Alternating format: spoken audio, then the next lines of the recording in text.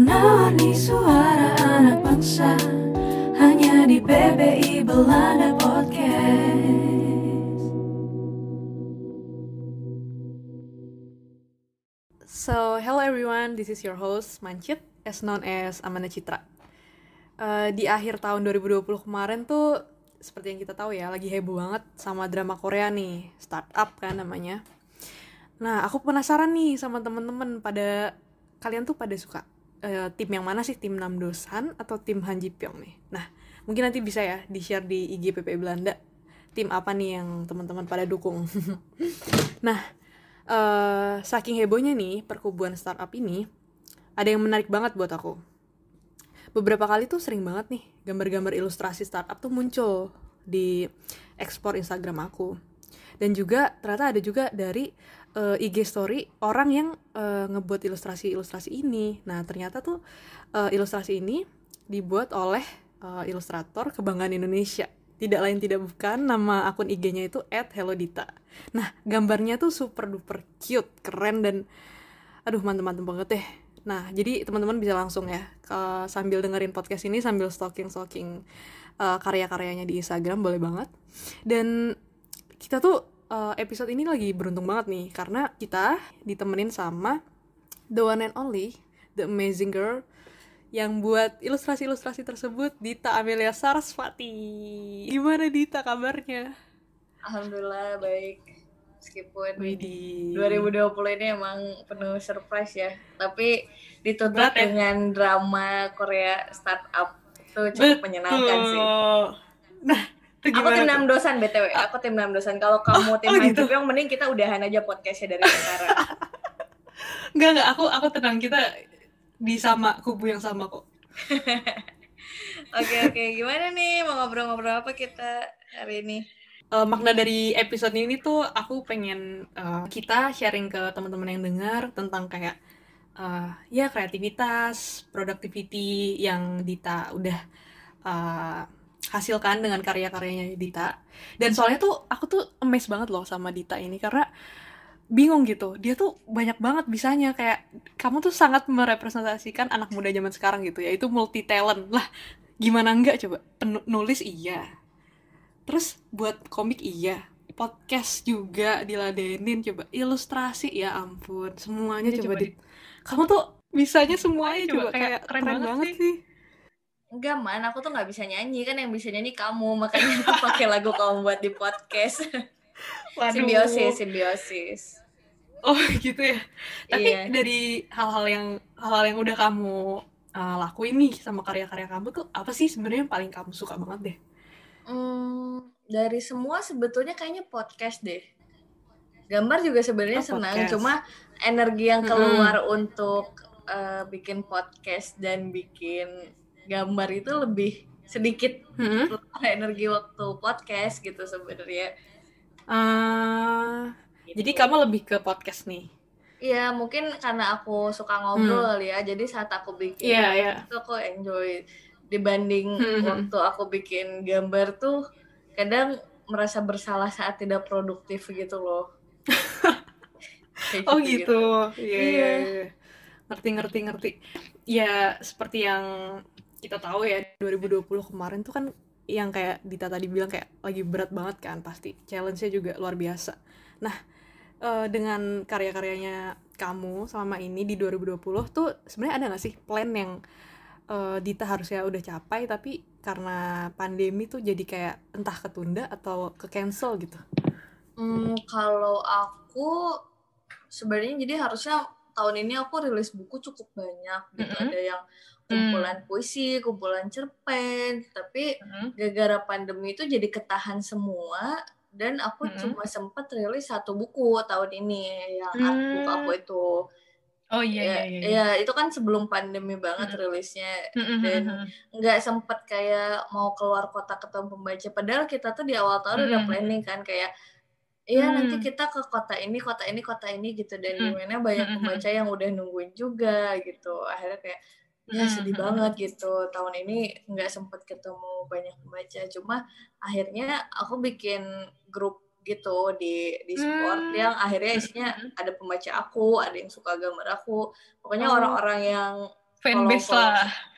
Enggak, kalau aku bikinnya jadi komunitas gitu, karena di sana tuh mereka selain ada aku juga banyak orang-orang yang kayak kalian bisa sharing gitu, kayak dibikinin channel-channel dan semacamnya. Jadi gantinya aku tidak roadshow ke beberapa kota adalah aku membuatkan komunitas ini untuk mereka gitu. Jadi mereka juga bisa kenalan di situ, bisa ada aktivitas di situ, bisa belajar gitu. Meskipun gitu. kita semua meskipun kita semua di luar kota semua gitu. Ada yang dari Bandung, Jakarta, Surabaya, bahkan luar pulau.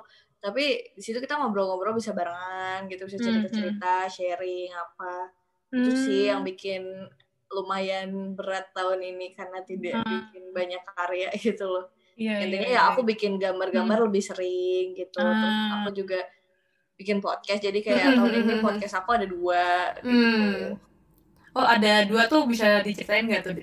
Apa aja tuh?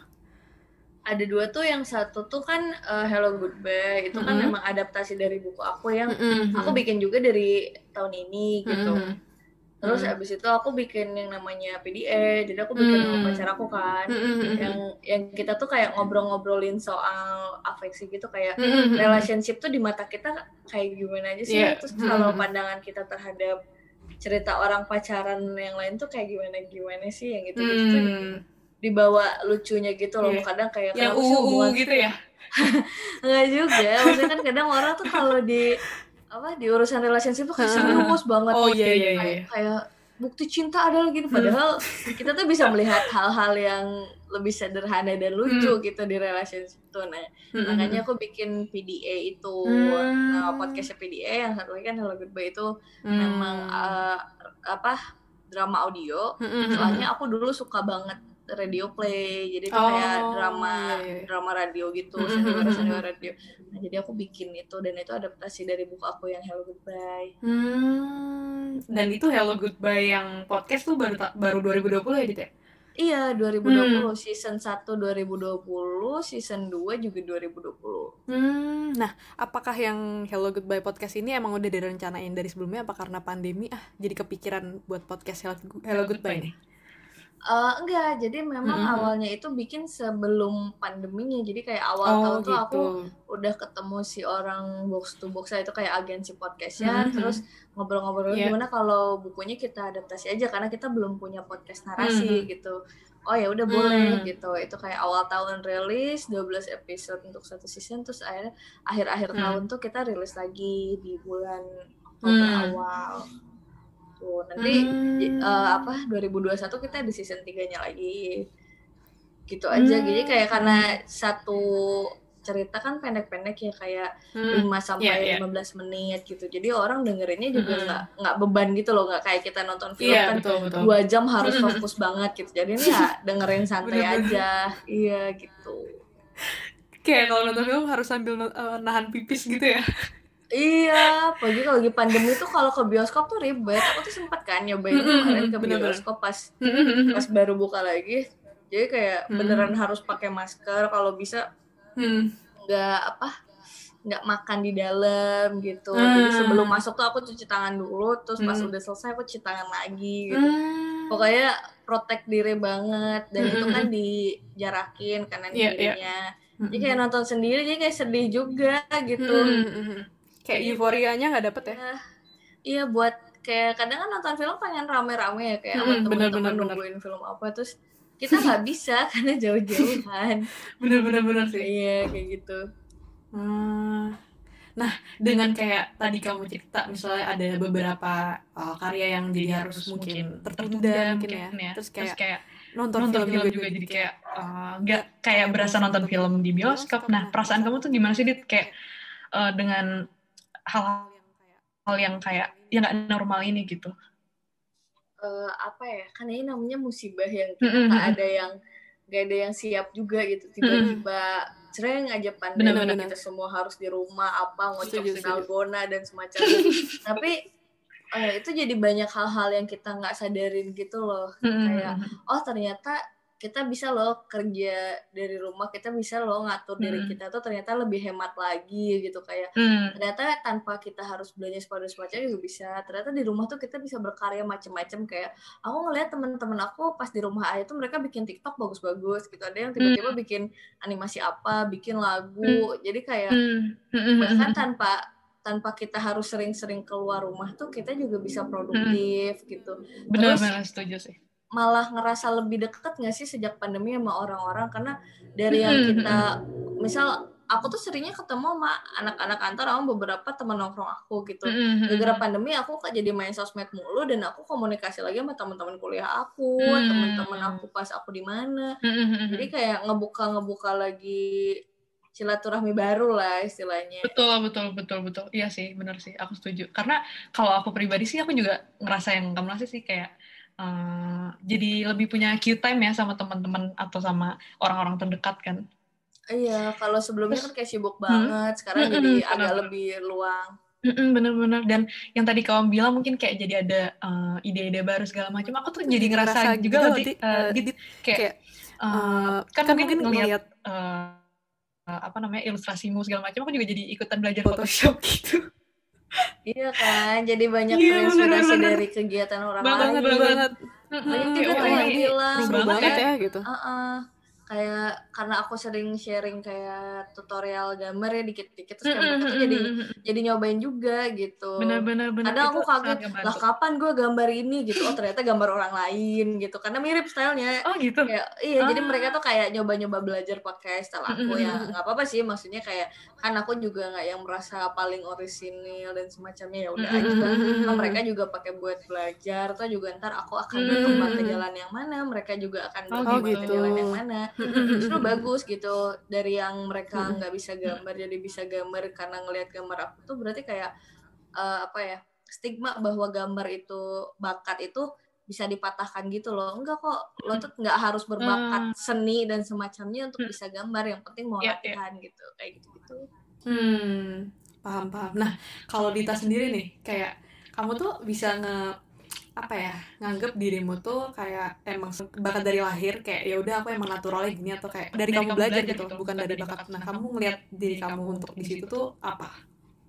Kalau aku tuh sebenarnya gini, menurut aku bakat itu adalah bagaimana kamu mencerna sesuatu gitu loh. Misal orang yang berbakat public speaking gitu, dia tuh akan lebih gampang memulai ke step yang mana dibanding anak yang nggak berbakat. Misal kayak aku nih nggak bisa nyanyi gitu, terus ada orang yang prodigi untuk musik gitu, dia kayak belajar musik tuh bisa sebentar gitu dan semacam itu tuh kayak cuma fast tracknya aja. Tapi kalau misal berbakat nggak dilatih juga sama aja gitu ya, akan di situ-situ aja menurut aku. Kalau aku sih nggak yang berbakat banget, cuma mungkin berawal dari suka kali, aku suka gambar, aku senang kalau misal bikin apa, jadi keterusan gitu. Maksudnya ini kan kayak semacam metode relaksasi gitu kan. Di saat aku bosen kerja, aku jenuh sama apa, ya udah aku gambar aja gitu. Gitu kayak kan Manda juga nyanyi kan bukan berawal dari yang aduh gue ngerasa gue talented banget nyanyi gitu, enggak kan, tapi kayak dari suka dulu, terus kayak ternyata asik juga ya nyanyi, yang sampai keterusan lalu jadi ya kayak sekarang gitu, jadi ada hasilnya, lebih benar gitu sih. Gitu. Ya.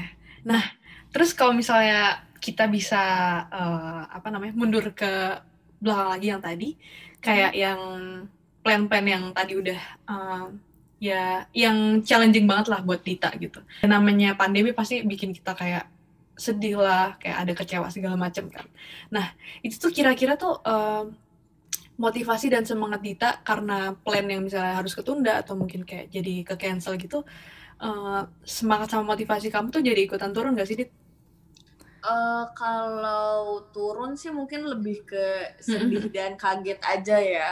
Kayak aduh, harusnya tuh bisa ketemu orang, harusnya tuh bisa jual buku lebih banyak, harusnya bisa rilis sesuatu lebih banyak, bisa ngapain gitu tahun ini. Terus jadi nggak kejadian, cuma kayak berarti harus rilis di mana ya gitu. Akhirnya diputar gitu loh. Oh iya. Dari yang oh orang-orang pada di rumah bikin apa ya, oh ya udah bikin podcast aja yang semua orang di rumah bisa dengerin. Oh ya udah upload gambarnya di sosmed aja, semua orang bisa lihat tanpa harus keluar. Betul. Oh kalau pengen ngobrol ya udah gue buka sesi sharing aja, jadi kayak lebih fokus di solusi dibanding masalahnya gitu loh. Betul sih. Kalau terlalu mikirin kayak aduh tapi kan pandemi nanti nggak ada duit apa, ya udah berarti solusinya adalah kita harus nabung gitu. Terus kalau misal aduh karya aku nggak ada yang lihat kalau misal pandemi, ya udah berarti gimana caranya biar orang mau lihat pas pandemi itu, bisa kayak ya udah sosmed apa dan semacamnya. Jadi, betul. Kalau aku sih lebih ke fokus di solusinya dulu gitu. Saat dan pengen nongkrong tapi nggak bisa, ya udah video call sama teman-teman, teleponan, main game bareng gitu. Jadi belum yang gimana sih, cuma sempat stres karena di rumah aja. Iya. Oh, berarti kayak kamu mending lebih fokus ke alternatifnya tuh apa ya yang bisa kira-kira dicari untuk masalah itu gitu ya? Iya, soalnya kan kayak kalau kita cuma mikirin ini ada virus di luar, tapi kita nggak mikirin solusinya juga gimana, kayak betul. Si COVID ini kan salah satu preventifnya adalah kita sering cuci tangan, jaga kebersihan dan semacamnya. Tapi kalau kita sendiri berantakan terus dan semacamnya, jadi enggak itu juga kan gitu, kayak ya lu malah nambahin masalah sendiri gitu, bukannya cari solusi gitu. Bener. Itu pun berkarya gitu, kayak ini deh Man, kan kita nggak bisa, misal Manda nih nyanyi nggak bisa manggung, ya udah berarti solusinya ngapain? Oh ya udah coba bikin live nyanyi gitu. Iya kan banyak tuh sekarang konser online. Terus nggak bisa nonton bareng teman, oh ya udah pakai teleparty aja gitu. Semacamnya. Benar, setuju sih. Benar. Karena banyak banget yang pasti orang-orang rasakan, dan termasuk aku juga ya, kayak kalau misalnya motivasi itu kayak lagi menurun tuh pasti ujung-ujungnya jadi berpengaruh ke hal yang seharusnya kita lakukan atau produktivitas kita gitu. Nah, motivasi sama semangatnya Dita karena pandemi ini nggak bisa keluar, kayak ada sempet sedih atau misalnya shock segala macam. Nah, itu tuh sebenarnya seberapa besar sih pengaruh motivasi? Udah kayak skripsi aja di pertanyaan gue. Gak jadi kayak belum ngerjain skripsi, silakan tadi pertanyaan Manda dijadikan judul. Betul. Jadi seberapa besar sih sebenarnya pengaruh motivasi atau semangat sama tingkat mager atau kayak produktivitas kamu sendiri gitu? Kayak ngaruh nggak sih sebenarnya? Ngaruh banget. Masalah gitu kadang kan apa ya, kan aku kerja full time juga nih, aku udah kerja kantoran, terus aku ngerjain freelance, terus aku juga ngisi waktu luang bikin konten untuk di akun-akun aku gitu, sharing sama orang, itu kan cukup apa ya, draining ya. Nah apalagi kalau tiba-tiba aduh capek banget gitu, akhirnya males-malesan doang gitu. Betul. Kalau aku sih gini, itu kan langsung ngambil, istilahnya tuh ngambil libur dulu aja gitu. So kayak udah satu break ya, produktif gitu. Iya ya udah at least punya satu hari untuk istirahat yang beneran nggak ngapa-ngapain gitu. Terus kadang tuh gini, motivasi tuh datang tuh nggak jauh-jauh gitu. Kayak misal aku ngelihat teman aku produktif terus kayak ih kok dia produktif banget, gue juga jadi pengen produktif. Iya gitu, mungkin karena aku agak kompetitif juga ya, jadi saat orang rilis sesuatu terus kayak ih aku juga mau rilis gitu, semacam, jadi kayak terpacu gitu. Ngaruh banget, dan itu ke karya juga ngaruh sih, kayak lagi males-malesan. Kayak misal kalau aku gambar normal sehari mungkin bisa 5 gambar selesai gitu, tapi kalau aku lagi males tuh kayak sehari juga nggak akan selesai satu pun gitu. Jadi ya udah dibuang dulu aja malesnya gitu, dibiarin dulu, habis udah beres, udah ngerasa kayak ya gambar lagi gitu, udah enakan lagi moodnya, misal kayak makan makanan enak bikin mood naik gitu, habis nonton film bagus mood naik, baca buku atau nongkrong sama temen gitu, ngobrol, benar. mood udah naik lagi, baru mulai ngerjain hal-hal kayak gitu lagi. Soalnya di industri kreatif kan kadang itu tuh sesuatu yang cukup krusial, dominan juga kan, kayak aduh kadang lebih gampang bikin lagu sedih gitu dibanding lagu pas lagi happy-happynya, karena kita kan enjoy the moment gitu. Ada yang kayak gitu juga. Jadi ngaruh banget mood ke karya terus ke aktivitas. Hmm. Iya sih, aku setuju sih. Berarti kayak kalau kamu ngehandle apa namanya, motivasi yang lagi kayak atau mood ya yang lagi kurang oke tuh ya dengan memanjakan diri ya dengan yang kita suka gitu ya. Iya, itu kayak kalau anak zaman sekarang bilangnya self reward gitu. Wis. Saya kayak iya kan Betul, pada betul. bentar-bentar iya Self self love. love dulu, self love Hashtag. dulu, self reward dulu gitu. Bener, bener, Padahal bener. kayak ya nggak apa-apa sih, cuma jangan sering-sering Mm-mm, mm-mm. self love sama self Betul. reward kerjanya nggak dilakuin gitu, Mm-mm, karyanya mm-mm. nggak jadi. Bener sih, bener sih. Karena banyak yang ekstrim juga ya. Misalnya kayak kadang ada orang bener-bener nggak self reward sama sekali ya, workaholic banget gitu ya, jadi burn out ya nggak sih? Tapi kalau misalnya kayak apa self reward terus ya kerjanya ya nggak kelar-kelar juga gitu. Iya betul. Jadi kayak ya udah di tengah-tengahnya aja gitu ya, Adit ya. Iya jadi kayak ya udahlah gitu. Mm-mm. Apa kalau kata Hindia kan Wis, secukupnya ya. secukupnya. Bener. Aduh. Terus kayak apa namanya? Kan tadi Dita udah bilang nih kalau misalnya kayak lagi moodnya lagi kurang oke buat kayak berkarya atau berkreasi gitu tuh mood boosternya misalnya oh makanan nih, makan yang enak atau misalnya kayak catch up sama temen segala macam. Nah, tapi treatment kamu ke dirimu sendiri itu waktu lagi mood kurang oke itu pas lagi pandemi sama sebelum pandemi itu sama nggak sih? Kalau ini tuh agak lebih susah di handle gitu sih sebenarnya pas pandemi. Kalau sebelum pandemi kan aduh bete banget gitu, bisa keluar nongkrong sama teman, kalaupun nggak ada temennya tuh bisa jalan-jalan sendiri ke kafe mana atau ke mall Betul. gitu, ngapain itu tuh udah happy lagi gitu. Me Tapi time pas me time-nya kayak gitu, tapi pas bagian gini aduh di rumah mulu juga enggak, keluar juga ada virus gitu. Betul. Iya, kadang itu pada pakai Zoom-nya tuh buat karaokean gitu. Terus ada juga yang akhirnya main game bareng gitu, kita berlima bersepuluh gitu. Jadi itu lumayan healing juga gitu, kayak kuota sosial tuh terpenuhi lagi. Berarti kayak kalau Dita lebih ke ya udah catch up sama teman-teman gitu ya. Kalau emang via udah online gitu ya. time banget, ya udah kayak males-malesan gitu. Nggak apa-apa tau, kita tuh berhak untuk bermalas-malasan dan leye-leye, nggak harus yang produktif terus. Manusiawi ya. Iya. Betul. Setuju. Karena ya itu sih balik lagi kayak banyak orang yang kayak mikir saking terlalu ekstrimnya mungkin ya kayak harus ya boleh sih punya deadline segala macam, cuman kadang jangan lupa untuk kayak punya me time juga ya Dit ya. Iya, terus kalau aku kan memang udah di ranah yang cukup profesional ya. Kalau aku mikirnya gini aja, kita harus bedain mana yang kerjaan, mana yang emang buat kita berkarya gitu. Kerja sama karya tuh dua hal yang berbeda gitu. Kalau kerja kan kita tanggung jawab sama klien, tanggung jawab sama atasan, Betul. tanggung jawab sama kerjaan kita gitu. Tapi kan kalau kita berkarya itu tanggung jawab kita adalah terhadap idealisme kita sendiri gitu. Jadi kalau bisa sih diutamain dulu mana yang emang kerja merupakan kewajiban gitu. Masa deadline tanggal 10 gitu, tapi karena tiba-tiba aduh pengennya gambar yang lain gitu, terus ada yang tanggal 10 nggak kelar gitu. Tapi kan jadi tanggung jawab ke kerjaannya jadi berkurang gitu, padahal harusnya jangan gitu. Jadi atur skala prioritas juga sih kalau aku. Betul. Yang tadi yang kayak punya apa namanya bisa ngerti mana yang waktu-waktu bisa me time, mana waktu-waktu yang emang harus deadline, sama skala prioritas tadi itu ya. Iya betul. Setuju sih.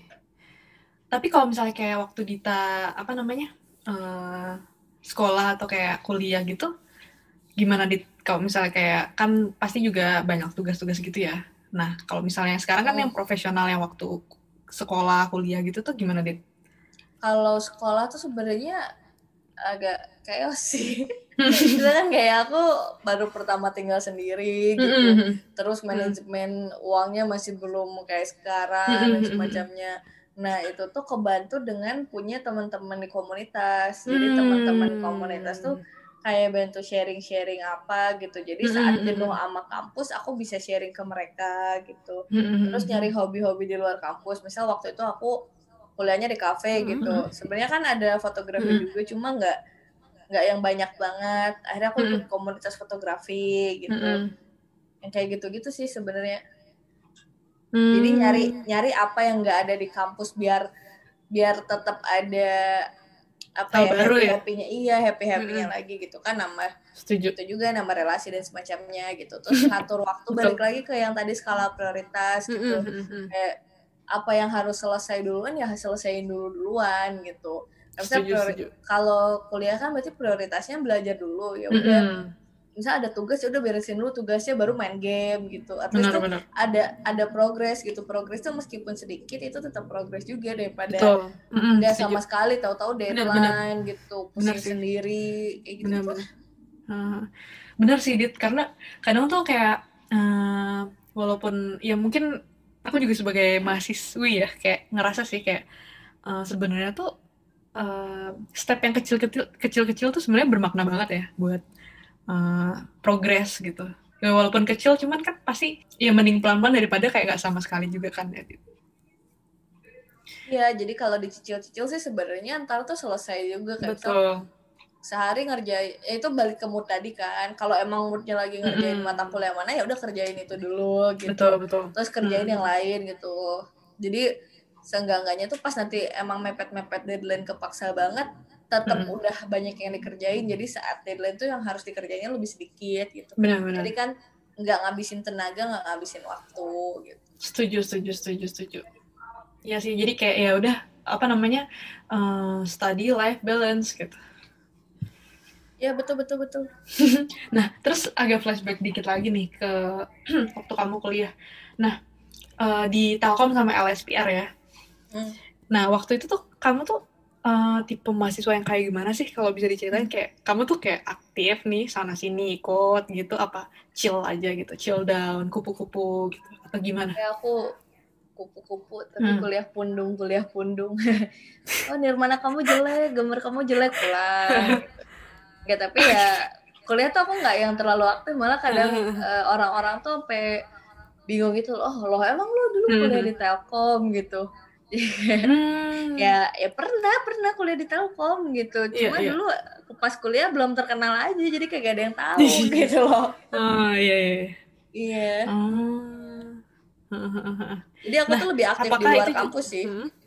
Lebih aktifnya pas di luar kampus dibanding pas di kampus ya udah kuliah pulang gitu.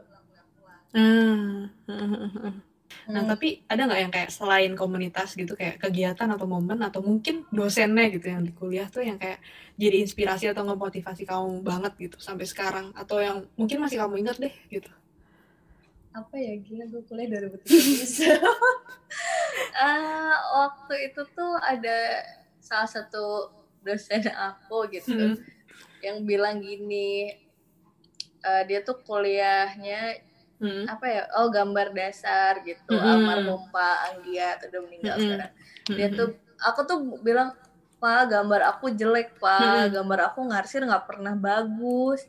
Ya nggak apa-apa, jadi kamu tahu gambar kamu jelek gitu. Nanti juga pas kamu lihat lagi, kamu lihat, jelek tapi mendingan gitu. Jadi aku ngerasa bahwa selalu ada progres gitu loh di hidup tuh. Jadi kayak meskipun sekarang kita tetap merasa karya kita jelek, kalau kita lihat lagi tuh dulu tuh juga lebih jelek lagi gitu. Jadi nggak apa-apa gitu, akan terus berkembang kalau emang mau latihan, kalau emang mau upgrade diri gitu. Dari kita juga dulu nggak bisa baca bahasa Inggris gitu. Sekarang kan kita jadi bisa ngomong bahasa Inggris kan juga karena belajar. Jadi kayak nggak apa-apa, balik lagi ke tadi progres gitu. Jadi itu mungkin salah satu omongan yang aku cukup inget dari dosen aku gitu. Jadi kayak dia tuh nggak pernah bilang gambar aku jelek banget gitu, dan aku yang selalu merasa kayak gitu. Jadi selalu bilang ya nggak apa-apa, ntar juga jelek, tetap jelek gitu, cuma tetap ada progresnya gitu, kayak nggak sugar coating amat lah. Aku dari cerita-cerita kamu jadi ini sih, kayak nyadar step-step apa yang sebenarnya kita tuh udah laluin kemarin gitu. Betul. Jadi kayak kadang kita tuh ngerasa bahwa diri kita tuh nggak ada perkembangan sama sekali gitu loh, karena kita melihatnya padahal enggak. Diri kita terus aja kayak kok kayaknya terus deh karyanya gitu, tapi orang-orang tuh muji-muji terus, jadi kayak emang gambar gue bagus. Iya, betul. Itu kan kayak agak-agak trust issue juga ngelihatnya. Tapi kalau betul. misal karya aku hari ini aku bandingkan dengan karya aku misal 5 tahun yang lalu tuh kayak kelihatan, oh garisnya dulu jelek ya, oh arsirnya dulu jelek ya, oh warnanya dulu jelek ya, jadi sekarang tuh udah mending gitu. Bener. Itu sih berarti lebih kayak ke jangan lupa sama step-step apa yang kita udah lewatin kemarin gitu ya. Bener sih, setuju. Nah, itu kan kayak dari internal. Nah, kalau misalnya dari eksternal nih, waktu dalam kamu berkarya tuh sebenarnya seberapa penting sih inspirasi sama referensi buat karya-karyamu? Penting banget, justru karena dua hal itu jadi karyanya ada terus. Karena kan inspirasi aku tuh nggak yang hebat-hebat banget kayak Christopher Nolan ya. Jadi kalau aku ngelihatnya ya misal dari cerita nih, kalau aku bikin cerita apa biasanya terinspirasi dari aku sendiri atau dari teman-teman aku. Nah dia ada cerita apa terus aku kayak oh ini kayaknya lucu deh cerita gitu pas mereka curhat atau kayak ngelihat gambar siapa gitu. Misalnya di Instagram aku lihat oh ada cewek lucu nih terus aku gambar gitu atau kayak aku buka Pinterest ada baju lucu gitu terus aku gambar ada tempat yang bagus kayak gitu-gitu aja jadi ngaruh banget dan itu tuh bikin kita lebih stimulate juga gitu loh jadi pas kita udah stuck gitu mau art block atau apapun pas ada inspirasi itu tuh dia nge-trigger lagi kita untuk sesuatu gitu kayak oh ya udah gitu bikin yang kayak gini aja kayak misal aku tuh bikin yang kemarin startup tuh kan aku sempet lama nggak gambar terus gara-gara si startup itu tuh aku jadi pengen gambar lagi gitu aku pengen gambar dosan sama Dalmi terus kayak aku juga pengen gambar Jipyong aku pengen gambar dosannya aku juga pengen gambar untuk teman-teman yang dukung Jipyong dan semacamnya kayak gitu-gitu aja jadi inspirasi tuh ngaruh banget buat aku dan nyarinya nggak usah jauh-jauh bisa dari diri sendiri bisa dari sekitar bisa dari apa yang kita suka apa yang kita nggak suka gitu berarti kayak sebenarnya bisa dari dalam diri kita sendiri bisa dari yang pokoknya yang terdekat berarti kayak akankah lebih baik dimana kalau kita ya lebih kenal sama diri sendiri juga gitu ya Dit berarti yes betul jadi kita juga kan istilahnya gini sebelum kita sok care sama orang lain, kamu jangan inuin. Kita juga harus perhatiin diri kita sendiri. Sebenarnya apa sih kelebihan kita gitu? Apa sih yang kurang dari kita? Apa sih yang bisa kita evaluasi? Apa yang bisa kita upgrade gitu? Betul setuju sih. Karena sebenarnya kayak itu sih diri kita yang paling dekat sama kita gitu ya dan yang paling mungkin kita rubah dulu kan. Iya betul kan kayak lebih gampang ngubah diri sendiri dibanding ngubah orang lain. Kita nggak bisa ngendalin banyak orang tapi kita bisa ngendalin diri sendiri kayak gitu. Betul banget sih. Nah mungkin terakhir nih pertanyaan penutup apa nih plan Dita di kan kita udah tahun baru kasih tahu ke kita dong hal-hal yang pengen Dita capai di 2021. Kalau 2021 ya aku sih pengen karya aku rilis lagi gitu kayak aku pengen rilis buku lagi terus iya apalagi sebenarnya udah banyak banget yang kecapai sih mungkin kalau personally aku pengen lebih sehat lagi aja aku pengen kurus gara-gara pandemi kan makan mulu ya di rumah ya malas olahraga jadi gendutan cuma ya sisanya sih order online terus ya iya sumpah soalnya paling aku pengen jadi orang yang lebih bermanfaat gitu maksud aku kayak kadang kan aku suka survei di sosmed gitu aku bilang kalau apa sih manfaat kalian selama follow akun ini gitu ada nggak sih terus kayak ada yang iya kakak bikin aku pengen gambar juga terus aku jadi belajar ini itu aku jadi tahu ini jadi kayak ada hal-hal yang bisa diambil sama orang-orang yang follow aku tuh menurut aku priceless banget gitu jadi aku bukan cuma sekedar nampang-nampang doang gitu ternyata ada gunanya juga nah aku pengen lebih banyak manfaatnya untuk orang dari meskipun aku ini bukan siapa-siapa gitu tapi bisa ngasih banyak manfaat buat orang kan itu cukup menyenangkan mungkin 2021 aku pengen kayak gitu aja sih sisanya ya udah gini-gini aja amin aku doain. Nah kira-kira ada nggak buat teman-teman yang denger nih saran apa ya ke teman-teman yang lagi mager mungkin lagi fase mager karena kemarin pandemi terus kayak mau mulai tahun baru gitu ada input nggak gitu? Kalau buat temen-temen sih apa ya mungkin ngulang yang tadi aja, kayak ngatur skala prioritas, terus juga jangan lupa senang-senang gitu, karena kita Betul, juga udah makhluk-makhluk yang butuh bersantai-santai dan bersenang-senang, cuma jangan keseringan. Tetap ingat prioritas yang tadi. Saya sih good luck aja, karena kan kita nggak pernah tahu ya pandemi kapan selesai, tapi seenggaknya kita bisa ngadepinnya lebih kuat lagi gitu. Setuju sih. Iya setuju banget sih sama cerita-cerita Dita, sharing-sharing yang benar-benar kayak sangat memotivasi. Semoga teman-teman yang dengerin juga bisa mengambil manfaat dari sharing-sharing kita pada episode ini. Thank you banget Dita udah mau sharing-sharing sama PP Belanda Podcast. Semoga dilancarin terus kegiatan-kegiatannya, karyanya juga ditunggu terus yang baru-baru. Thank you. Makasih juga teman-teman yang udah dengerin episode kali ini, dan see you on next episode. Bye-bye.